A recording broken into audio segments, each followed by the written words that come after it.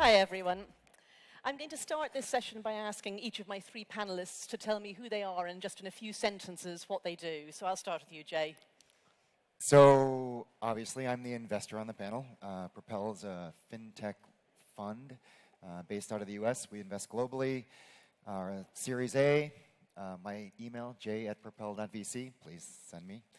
We're investors all across the space. Insurtech happens to be one of our more popular sectors. We've got 6 out of 26 investments in there. Great. Yashish, I run this company called Policy Bazaar, which operates in India. We started about 10 years ago, and we'll speak more about it, I think, as we go along. Okay. My name is Mark Dowds. I'm the co-founder and chief strategy officer at Trov. My responsibilities at the company are to focus on partnerships, revenue, distribution. Jay, you have some visibility across this sector, and you can also compare this particular part of FinTech with other parts of FinTech. Can you give us an idea of the size, maybe the volume of investments, and then compare it? What do you see in comparison with other bits of FinTech? Generally, FinTech I've been an investor in FinTech for 18 years. And only, 4 years ago, this FinTech word was created or something like that. And it's been really surprising that the incumbent industry is probably the most active in all of FinTech in Insurtech. I've seen, which is surprising for a regulated industry, but they seem to be moving a lot faster than the banks, the traditional banks. I've seen a lot of larger funds, generalist funds, that have also been dipping their toe. It's a super hot market right now. One of my biggest issues with the market, but huge opportunity. I mean, one of the biggest in FinTech. So why such high valuations? Is it just the latest thing, or is there something really fundamentally important and different here? Well, there's two opportunities. There's the opportunity to service the industry, which is huge, be an enabler to the industry, which I think alone is something that can create huge companies, because the incumbents, they don't necessarily have the tech. They have the data, but they don't necessarily know how to use it. So I think there's a lot of enablers that can help them. And then there's the other side. If you're going to be a challenger, I think there's a huge opportunity. It just takes a little bit more guts. I think that's where most of the traditional VCs are investing, in the guys that are trying to be a little bit bolder. Right. So Policy Bazaar is something like a money supermarket for insurance. Is that right? It started off as that, yes. So yes, it started off as a comparison site, but we obviously realized at some point about 4 or 5 years ago that you need to be able to control the customer experience a lot more, which is fairly difficult when you're an open architecture play, because you're working with 40 insurance companies. So how do you control the experience across 40 insurance companies and their products? But I think we worked at it, and over time, so today, about maybe 70% of the products that we are displaying on the website are actually being created by us, obviously in partnership with the insurance companies, but they are being created by us, and bases our data. And we are starting to control the experience after that, including the claims experience, of course, the service experience. So, we've just moved it.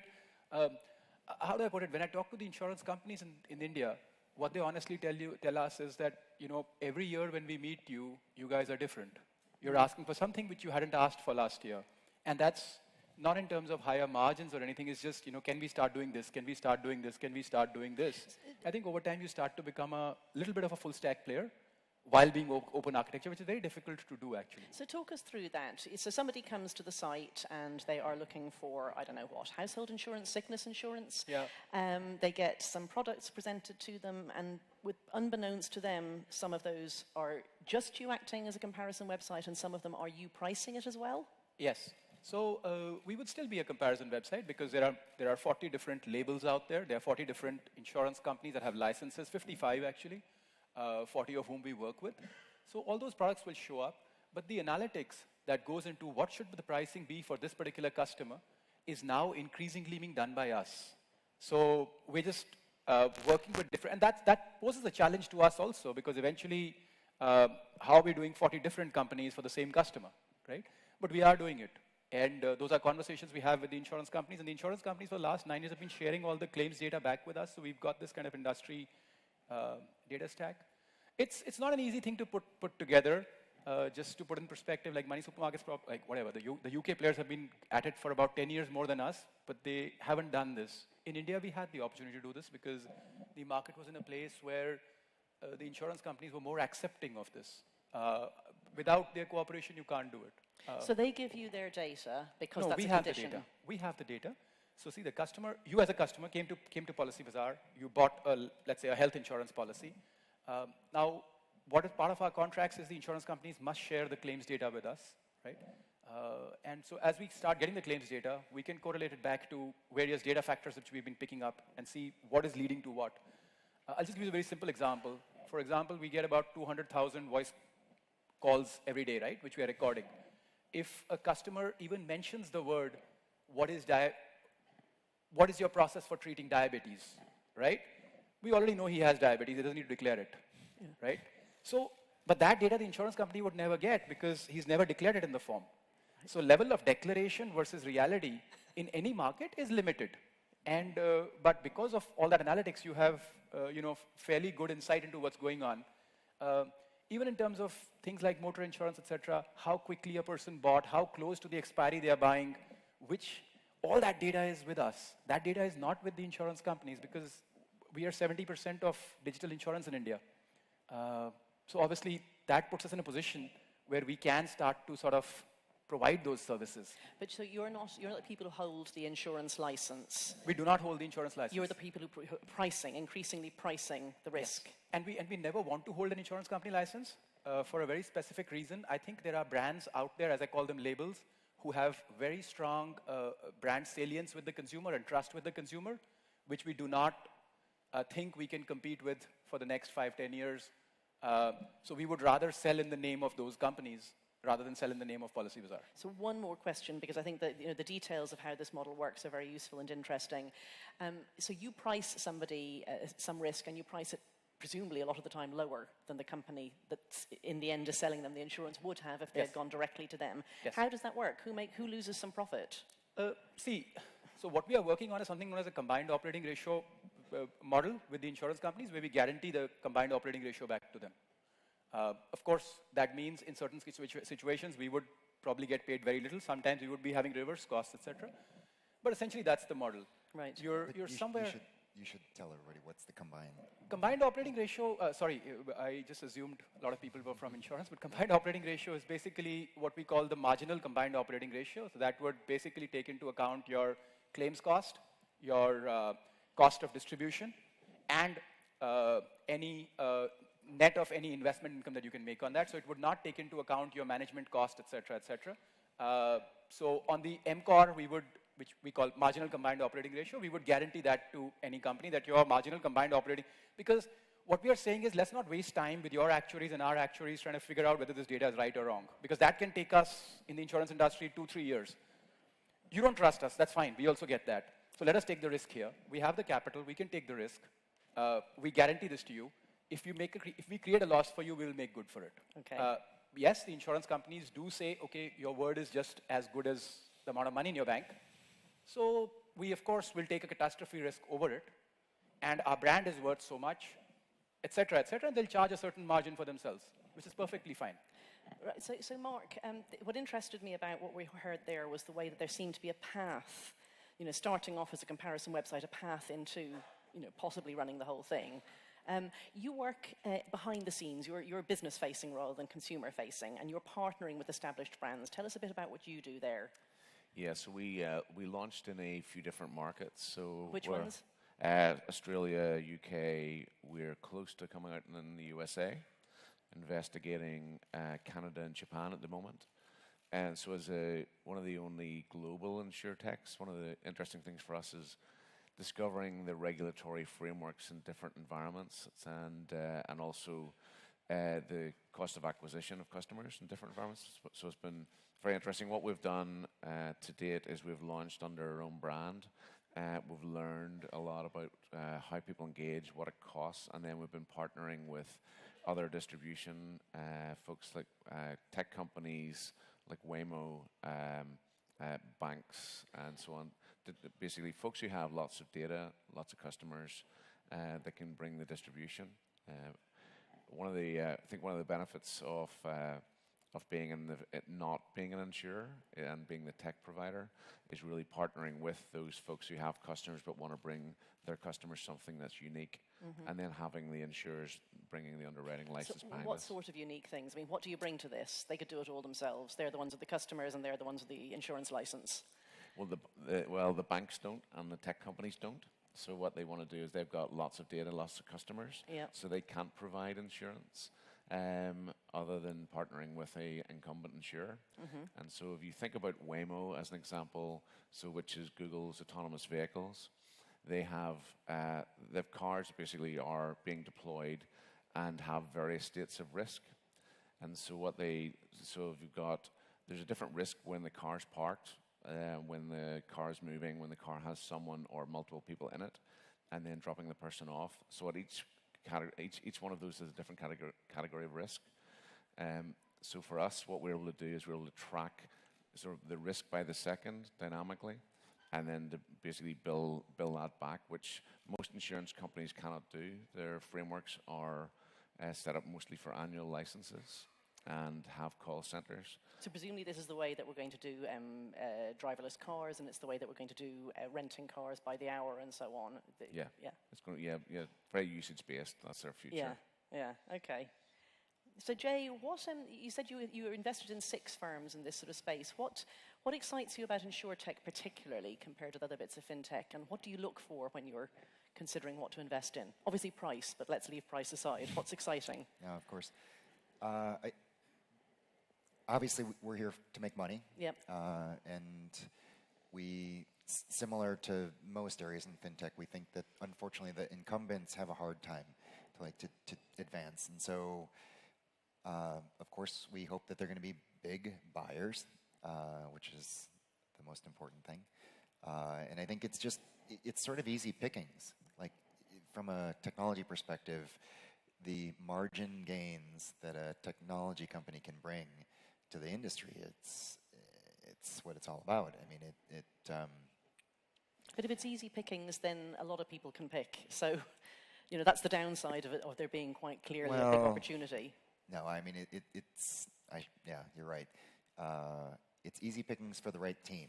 Right. Yeah, I mean, and I think the guys that have been around the industry, I think it's harder to be the newbie and not have any industry knowledge. But if you're someone who understands the industry, I mean, I think bringing technology into it is you can see all the opportunities. Yeah. Both of you guys. Yeah. Where's the froth? Which bits are froth and which bits are real? The froth is primarily created by the investors, just because there's a lot of money out there right now, historical highs of funding, and it's been one of those check the box kind of investments where there's a lot of generalist investors, as I was saying, that are interested in the industry because they also believe there's margin opportunities, and therefore, as most things, if there's more demand than supply, that's the issue. And I think what we haven't seen yet is how this plays out, and maybe these valuations are justified, but I think right now we need to see some buyers, acquirers, or we need some liquidity from an IPO perspective to see if the public markets are going to price it the same way. What about moving beyond your home markets? I mean, you've said you're on that track, but you're only looking so far at developed countries. Yes, correct. Is it would it be completely different for you to work in a developing market? It would be fantastic for us to work in the developing world. It's something that we have on our radar. But even when we were having a chat earlier on, you're even talking about India and the stats and numbers, it's just mind-boggling for us. So at the moment, as we're emerging, growing and learning, sticking to what we know at the moment is probably what we'll do for a while. But moving into the developing world would be, like the platform of what we've developed would be very relevant. It would just be a matter of time to discover how we would do that. I mean, that's where the uninsured people are. I mean, that's where the growth is going to have to come from to justify the sorts of valuations or the sort of expected valuations. Well, I think the valuation, I mean, I think we can step into the valuations even within our current world at the moment. I think the developing world is a great opportunity and something we should be thinking about. The valuations that are coming through at the moment, when folks are doing private investments, they're all very normal. And then you've got the venture capital side of things is interesting. What's sort of peaked a lot of the investment pricing at the moment is the incumbents getting involved. So as insurers and banks and others start to participate, they're really interested in playing in the market and making sure that they're tracking with the innovation. So they're not quite as concerned as about the valuation of the company, which is peaking things a little bit. Right, they feel they have to be in. Yeah. Yeah. So is that where you're seeing your competition coming from, as incumbents who? Absolutely. Yeah. I think it's probably the most interested category. I mean, the incumbents, and I've been really impressed with them. I mean, there's some really meaningful corporate investors in this space, but they are valuation insensitive. Yeah. Right, because they feel they have to be in, because they're regarding this as part of what enables their current model. Yeah, because they recognize a lot of the incumbents are waking up to recognize that the investment's about learning. Yes. Obviously, we and other companies got to bring a return, but participating with startups as a strategic, you get to learn, benefit from all the data that's coming from that investment. So Yashish, being a major player in one of the world's largest developing countries, what lessons do people, if somebody's thinking of moving into that, what should they be aware of? I think if I was an investor, the most important thing to me is not the idea, it's the management. Right. Because everything is so early. I think one of the most difficult things is picking out the right management which will stay the next 10 years, 15 years and build that great thing. It's easy to promise, it's hard to deliver. I think the second thing is one shouldn't worry too much about what the current state of play is. Most people don't understand the current state of play. Just to kind of put some numbers at it, see the total insurance market in India for the retail insurance is about $20 billion, right? Till 3 years ago, somebody could say no part of it is digital. But now about $1.2 billion is happening digitally, which is very small still. But the point is, the moment you start getting to percentages, that's about 6% now. The only catch is it's growing at 100% plus, right? And I think the regulator understood it recently when they were looking at sort of our data, et cetera, because we have to submit all our data to the regulator. And they said, hey, this is going to become 30% of the market within 3-4 years. It's not because there's a projection by somebody. It is just reality, because you know why? The renewals are also part of this 20 billion. So of this 20 billion, roughly 45-50% is renewals. While for a company like us, renewals will be just 15% because if you're growing that fast, your new business is much, much bigger. So if you look at the percentage of new business, it's already 20% of the market, or something of that sort, right? 15% or something. Now, at 15% of the market within 8-10 years, you've pretty much got the market, right? It's just waiting, because in the next few years, you're going to have the entire market.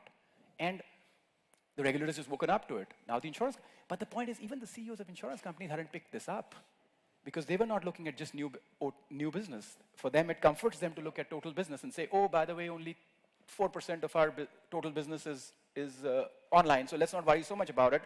Let's do a little more for the offline guy who's supporting the agents. And the second part, which obviously the insurance industry matures over time. Everybody initially looked at us as people like us as cost of distribution. Yes. Nobody saw it as, will this be differential risk? Yes. Will this have differential claims ratios? Will it have differential management cost? But now everybody's like, more importantly, will it have differential lapsation rates? Now when you look at lapsation, claims ratios, management costs, it trumps offline so badly. There are statements out there that say that the digital industry now contributes for more than 70% of the profit. So Jay, listening to this, it sounds to me like not only the industry players, but also people who are afraid they have to get in now, or one large company is going to do the whole thing. They're part of what's causing this very high demand and high prices. Is that right? It's part of it. Yeah. Yeah, so I mean, is it true that you'd have to be early in if you want to be in this at all? Yeah, I think what we've seen is partially because of the incumbents that all of our insurance-related investments they're all seed investments. Right. Because I think we found that if we don't participate at that and we don't usually like to do seed. We're usually a Series A investor, but we found that if we don't get in that early, like, we're not a big enough fund. That's part of the issue. Like, we can't participate in that Series A in a meaningful way. Because it's so vast. Yeah, at least the successful companies, the step up in price is such a big step up. And if you're going to start it as in, sorry, I'm just kind of butting in, but if you start off late, you don't have access to the data. The other guy has access to the data. Now, if the other person is incompetent, that's fine. But otherwise, all these technologies are not that complicated. You know, right, it's about the data. You do it very rapidly. All AI, machine learning, etc. You implement it very, very quickly. So all of that starts to work in your favor. Plus, when you have the volume, you can pretty much go to the insurance company and say, this product, just don't give it to anybody else. Right? So, you do start to have a lot of leverage with scale, which becomes harder and harder if you're entering late. I think that's all. So, Mark, when you're working with companies, you know, business facing, do you have the opportunity to work as one of several, or, you know, basically is it if you're in early, you can lock out your competitors? Yeah, it's mostly about distribution, really. Yeah. So it's who owns the customer. Yeah. And so I think, so the earlier in the better. I think for us, we've really chosen to leverage what we are as a platform and to recognize that what's needed mostly in the Insurtech world is the innovation, rapid deployment. So there are lots of people with lots of customers who need a system to be able to enable that change in the world today. So. Well, before I did this panel, I checked to see how many times we'd used Insurtech in The Economist, and I think only once in editorial to say that it was a very ugly portmanteau, but necessary. So now I know a lot more about it than I did. Thank you. Thanks very much to all my panelists and to the audience.